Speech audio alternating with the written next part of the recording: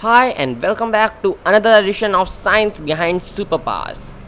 So, after seeing your support in the last video, you said me to make a video on the बिजली का नेता Thor.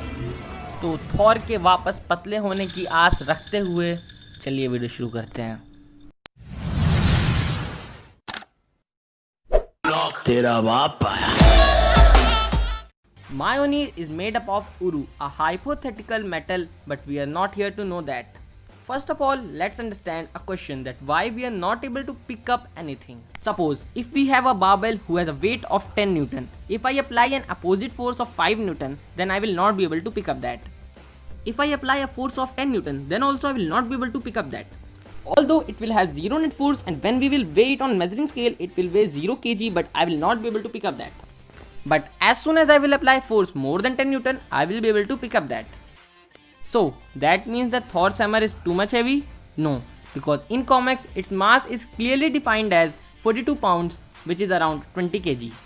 And I think it's too less for a being like Hulk who has just thrown the whole snake-like thing in the Avengers movie.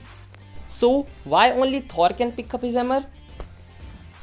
Gravitons. Gravitons are basically subatomic particles who carry the force of gravity through them, just like photons for electrostatic force. So, Thor's hammer is a graviton emitter. It means a type of device which emits gravitons and changes its own weight with respect to the opposite force acting on it. So, if I apply a force of 50 Newton, then the hammer will emit gravitons to oppose that force. As I will increase the force, the emission of gravitons will also increase. So, how does the hammer decide whether a person is worthy or not? I think that the handle of hammer must be a biometric sensor, but only difference is that it does not scan the retina or fingerprint. It scans a person's worthiness, but how? Maybe it scans a person's brain waves or genetics or anything else. We can't understand it, as Guardians are ahead of us in science. Now you know the answer of main question. Let's talk about the metal from which the hammer is made up of. So, the Thor's hammer is made up of Uru, which is super strong, very durable and can hold magical enchantments. Uru is extracted from the rock of the first moon which ever came in existence of this universe. Uru can be only melted if the heat of the core of a dying neutron star directly falls on it.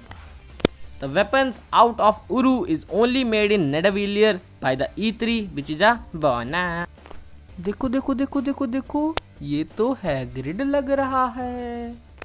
Harry Potter coffee.